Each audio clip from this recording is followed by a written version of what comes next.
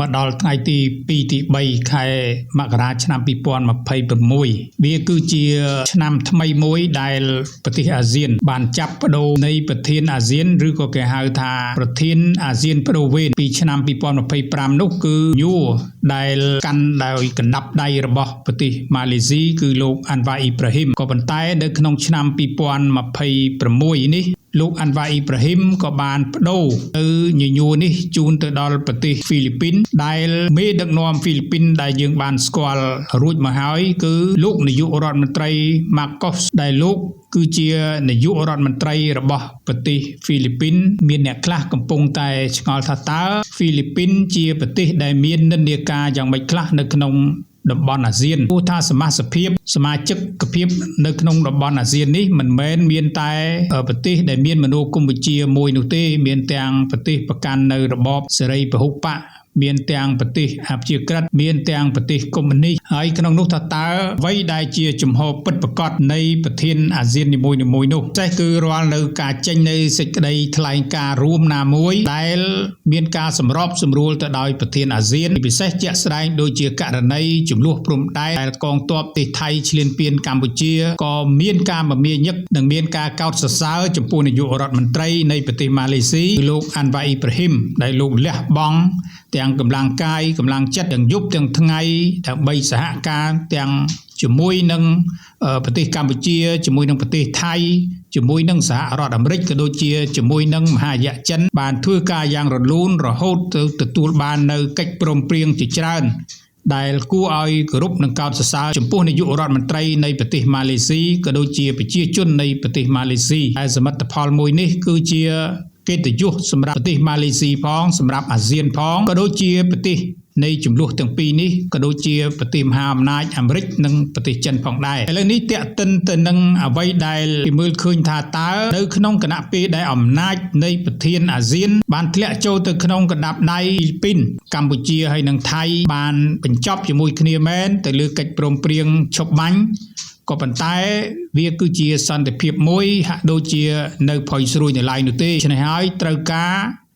នៅប្រធានអាស៊ានមួយគឺហ្វីលីពីនដែលក្រោមការដឹកនាំរបស់ប្រធានាធិបតី Ferdinand Marcos គឺចាប់ពីថ្ងៃទី1ខែមករាឆ្នាំ2026នេះតទៅហើយសំណួរដ៏សំខាន់សម្រាប់កម្ពុជាថាតើកម្ពុជាគួរតែត្រៀមខ្លួនបែបណានៅក្នុងបរិបទនៃភូមិសាស្ត្រនយោបាយថ្មីឬក៏អ្នកដឹកនាំថ្មីដែលហ្វីលីពីនជាប្រធានដែលកាន់ញញួរដែកឬក៏កាន់ញញួរជ័រនៅក្នុងនេះគឺមានការស្គាល់អំពីការកាន់ចង្កូតថ្មីរបស់លោក Ferdinand Marcos និងភាពប្រកបនិយមរបស់លោក Marcos មិនមែនជាអ្នកនយោបាយដែលដើរទៅតាមមនោគមវិជ្ជាបពុដាច់ណាត់នោះទេតែលោកគឺជាអ្នកប្រកបនិយមម្នាក់ដែលនៅក្នុងនោះក៏គេមើលឃើញអំពីលក្ខណៈសម្បត្តិរបស់លោកម៉ាកុសគឺតុល្យភាពអំណាចលោកតែងតែគិតបីជាលោកមានទំនាក់ទំនងជិតស្និទ្ធជាមួយនឹងប្រទេសអាមេរិកជាពិសេសគឺលោក Donald Trump យ៉ាងណាក៏ដោយក៏លោកមិនបានបោះបង់ទំនាក់ទំនងផលប្រយោជន៍ពាណិជ្ជកម្មជាមួយនឹងមហាយៈចិនឬក៏មេដឹកនាំប្រធានាធិបតីលោកស៊ីជីនពីងនោះដែរពួកកម្ពុជានិងថៃនៅក្នុងក្រសែភ្នែករបស់ហ្វីលីពីនវិញ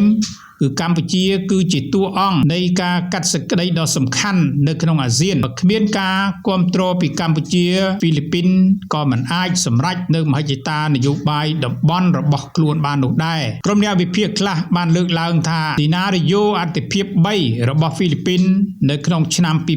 2026នេះគឺក្រោមប្រធានបទរួមនៃវាសនាតែមួយហ្វីលីពីនអាចនឹងប្រើប្រាស់នៅយុទ្ធសាស្ត្រ3ដើម្បីគ្រប់គ្រងនៅស្ថានភាពមួយនោះគឺត្រូវតែពន្លត់ភ្លើងនៅក្នុងផ្ទះដើម្បីទៅពន្លត់ភ្លើងព្រៃគឺលោកម៉ាកុសត្រូវការឲ្យកម្ពុជានិងថៃត្រូវតែមានសន្តិភាពដើម្បីលោកមានកម្លាំងការពារពេញលេញនៅក្នុងការដោះស្រាយបញ្ហាសមុទ្រចិនខាងត្បូងនិងការសម្រេចឲ្យបាននៅក្រមប្រតិបត្តិ COC ដែលជាសេចក្តីថ្លែងការណ៍រួមរបស់អាស៊ាននៅក្នុងចំនួនដែនសមុទ្រជាមួយនឹងភាគីនៃប្រទេសចិននោះផងដែរលោកនឹងប្រើប្រាស់ការទូតដ៏ស្ងៀមស្ងាត់និងយន្តការត្រួយការដើម្បីសម្របសម្រួល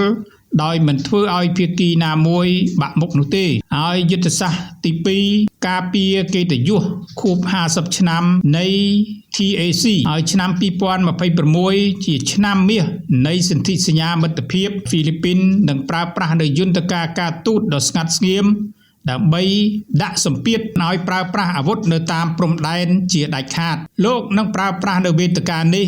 ដើម្បីដាក់សម្ពាធការទូតឲ្យខ្មែរនិងថៃត្រូវតែដោះស្រាយបញ្ហាតាមរយៈការចរចាអ្នកណាបន្តដុតអ្នកនោះនឹងរលាកឲ្យលើកហេតុផលថាកុំឲ្យខូចឈ្មោះអាស៊ាននៅក្នុងឆ្នាំមាសនេះឯង3គឺបង្វែរមកការប្រកួតប្រជែងខាងសេដ្ឋកិច្ចនិង AI លោកនឹងរុញរបៀបវារៈបច្ចេកវិទ្យានិងសេដ្ឋកិច្ច Digital មកជំនួសនោះវិញដើម្បីឲ្យចំនួនដីធ្លីឬក៏ព្រំដែនคล้ายទៅជារឿងបន្ទាប់បន្សំទៅវិញការបង្កើតនៅគម្រោងសហប្រតិបត្តិការដែលជំរុញឲ្យខ្មែរនិងថៃធ្វើការជាមួយគ្នាលើវិស័យពាណិជ្ជកម្មទេសចរតំបន់ត្រីកោណមរកតគឺការតភ្ជាប់ Digital ដែលធ្វើឲ្យចំនួនព្រំដែនคล้ายទៅជារឿងបន្ទាប់បន្សំទៅវិញចំណុចទី3តាក់ទងអំពីកំហឹងទៅជាខែលនៃបញ្ញាសម្រាប់យុវជនដែលពោពេញទៅដោយទឹកចិត្តស្រឡាញ់ជាតិចូលចងចាំថាក្នុងសមរភូមិការទូតអ្នកដែលខឹងមុនគឺជាអ្នកចាញ់ហើយរក្សានៅភាពថ្លៃថ្នូរត្រូវតែបញ្ឈប់នៅការជេរប្រមាថទៅលើបណ្ដាញសង្គមការប្រើពាក្យអសុរោះមិនបានជួយការពារទឹកដីនោះទេ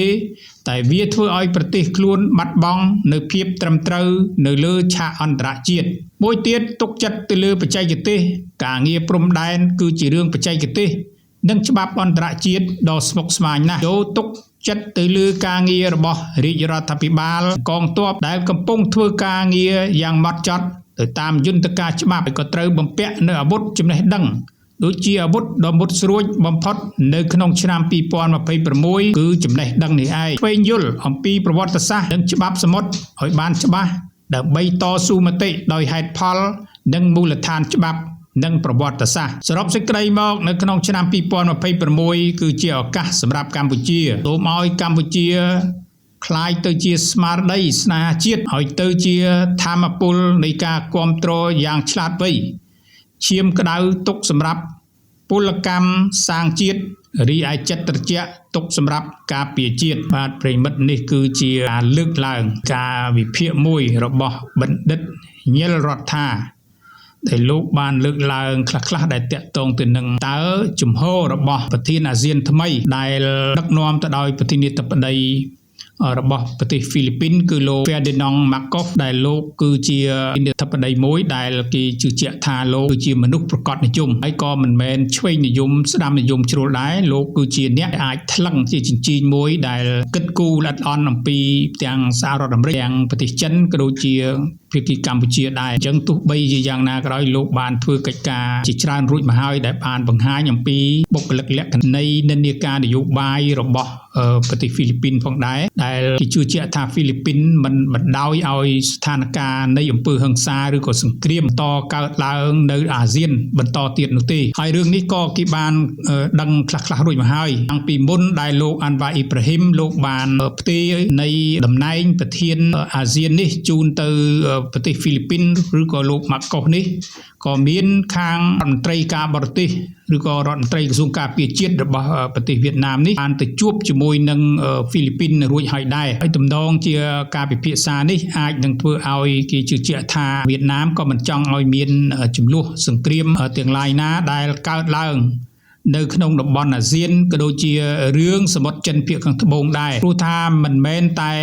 ហ្វីលីពីនទេដែលមានជាប់ពាក់ព័ន្ធជាមួយនឹងសមុទ្រចិនភាគខាងត្បូងដែលមានវិវាទទំនាស់ជាមួយនឹងប្រទេសចិនប្រទេសវៀតណាមនេះក៏មានទំនាស់ស្រួចស្រាវផងដែរប៉ុន្តែមានតែពីរប្រទេសទេគឺប្រទេសហ្វីលីពីនហើយនិងប្រទេសវៀតណាមនេះដែលអាចមានការតបតបន្ទុះសារាយខ្លះតាក់ទងទៅនឹងរឿងនាវាចរនៅសមុទ្រចិនភាគខាងត្បូងតែតែងតែប៉ះទង្គិចឬក៏មានការបាញ់ទឹកឬក៏មានការបុកពន្លិចនាវាដែរហើយរឿងនេះក៏ជឿជាក់ថាហ្វីលីពីនបានស្គាល់នៅអ្វីដែលជារសជាតិនៃការទន្ទ្រានឈ្លានពានពីប្រទេសមួយមកកាន់ប្រទេសមួយហើយគេជឿថាហ្វីលីពីនជាប្រទេសមួយដែលខ្លួនឯងចាត់ទុកថាជាអ្នករងគ្រោះ ដោយសារតែប្រទេសចិនហ្នឹងក៏មានការវិតយកដែនសមុទ្រហើយចាត់ទុកថាជាដែនសមុទ្រនៃប្រវត្តិសាស្ត្ររបស់ខ្លួនហើយក៏មិនមែនមានតែហ្វីលីពីនទេគឺថាតំបន់អាស៊ានជាច្រើនក៏មានការជាប់ពាក់ព័ន្ធទៅនឹងអ្វីដែលជាការមានទំនាស់ជាមួយនឹងប្រទេសចិនដែរចឹងរសជាតិអ្វីដែលត្រូវបានគេទន្ទ្រានគឺគេជឿជាក់ថាហ្វីលីពីនស្គាល់ច្បាស់អ្វីដែលកម្ពុជាត្រូវបានប្រទេសថៃធ្វើការទន្ទ្រានឈ្លានពានចឹងហ្វីលីពីនក៏ស្គាល់អំពីរសជាតិនៃការឈ្លានពានឬក៏ជាប្រទេសរងគ្រោះដោយសារតែការឈ្លានពានអញ្ចឹងជឿជាក់ថាយុទ្ធធរនេះគឺហ្វីលីពីននឹងប្រើប្រាស់អស់អំពីសមត្ថភាពដូចជាលោកអាន់វ៉ាអ៊ីប្រាហ៊ីមអ្នកខ្លះសួរថាតើលោកអាន់វ៉ាអ៊ីប្រាហ៊ីមបានស្អីបានជាប្រឹងប្រែងខ្លាំងសម្បើម្លេះជួយមកភាគីកម្ពុជាដើម្បីដោះស្រាយបញ្ហាកន្លងមកនេះទាំងយប់ទាំងថ្ងៃរហូតទៅធ្វើជាម្ចាស់ផ្ទះថែមទៅទៀតយើងក្លែងមើលទស្សនវិជ្ជាជាក់ស្ដែងរវាងប្រទេសម៉ាឡេស៊ីហើយនិងប្រទេសថៃនេះក៏ជារឿងមិនធម្មតាប្រមាណនោះដែរគឺមានតាធ្លាប់ជួបនៅការប៉ះទង្គិចគ្នាទៅលើអំពើហិង្សាដោយសារតែរឿងព្រំដែននេះរឿងដែលតាក់ទិនទៅនឹងក្រុមបះបោរនៅភាគខាងត្បូងនៃប្រទេសថៃដែលកាន់សាសនាអ៊ីស្លាមដូចជាម៉ាឡេស៊ីដែរនោះក៏ជាបញ្ហាមួយដែលធ្វើឲ្យប្រទេសម៉ាឡេស៊ីនឹងក៏ចង់ចូលជួយអន្តរាគមន៍ផងដែរហើយពិបាកនៅក្នុងការចូលជួយហើយក៏ពិបាកនៅក្នុងការសម្លឹងមើលខាងយោធារបស់ថៃបង្ក្រាបទៅក្រុមអ៊ីស្លាមទាំងអស់នេះដែលចង់បះបោរបំបែកខ្លួនដូច្នេះរសជាតិនៃអ្វីដែលជាការធ្វើទុកបុកម្នេញពីខាងភាគីប្រទេសថៃនេះគឺម៉ាឡេស៊ីបានស្គាល់អំពីជាតិនៃការជូរចត់ដូច្នេះហើយដើម្បីទាមទារយកយុត្តិធម៌មិនមែនសម្រាប់តែប្រទេសម៉ាឡេស៊ីទេគឺជាលក្ខណៈនៃតំបន់ក៏ដូចជាប្រទេសជាមិត្តក៏ដូចជានៅលើពិភពលោកផងដែរដូច្នេះប្រទេសម៉ាឡេស៊ីចង់ឲ្យមានអ្វីដែលជាប្រកបទៅដោយយុត្តិធម៌នៅក្នុងនាមជាប្រទេសជិតខាងមិនប្រើប្រាស់នៅអ្វីដែលជាកម្លាំងសង្គ្រាមដែលមិនបាននៅផលប្រយោជន៍អ្វីទាល់តែសោះវាគ្រាន់តែជាការសម្ដែងឲ្យឃើញអំពីភាពព្រៃផ្សៃឬក៏ភាពច្រឡោមខាមនៃរដ្ឋមួយតែប៉ុណ្ណោះដែលពិភពលោកក្នុងពេលបច្ចុប្បន្ននេះគេមិនកោតសរសើរអំពីភាពក្រអឺតក្រទមភាពដែលអ្នកធំទៅធ្វើបាបអ្នកតូចដោយអយុត្តិធម៌នោះទេហើយរឿងទាំងអស់នេះគឺជាភាពអាម៉ាស់មួយនៅក្នុងប្រទេសថៃបើទោះបីជាឈ្នះទៅលើកងទ័ពមានព្រៀបទៅលើកងទ័ពសម្រាប់ជាមួយនឹងប្រទេសតូចតាចជុំវិញខាងយ៉ាងណាក៏ដោយក៏ប្រជាជនថៃភាគច្រើនក៏ដូចជាប្រជាជននៅលើពិភពលោកដែលស្នេហាសន្តិភាពនិងយុត្តិធម៌នោះក៏គេមិនមានការកោតសរសើរចំពោះភាពច្រឡោមខាមរបស់អ្នកនយោបាយរបស់ប្រទេសថៃនៅក្នុងសម័យកាលស៊ីវិល័យនៅក្នុងសម័យកាលតាក់ទិនទៅនឹងច្បាប់ទម្លាប់ត្រឹមត្រូវរួចទៅហើយនេះបែរជាប្រើប្រាស់នៅការរំលោភបំពានដោយមិនខ្វល់មិនមានការគោរពកោតក្រែងចំពោះមនុស្សជាតិដូចគ្នានោះទេនោះគឺជាអ្វីដែលបណ្ដាប្រទេសជាច្រើននៅលើពិភពលោកគេបានសម្ដែងនៅអ្វីដែលទទួលយកនៅការប្រឹងប្រែងដើម្បីយុត្តិធម៌សម្រាប់តំបន់ក៏ដូចជាសម្រាប់ពិភពលោកនោះផងដែរ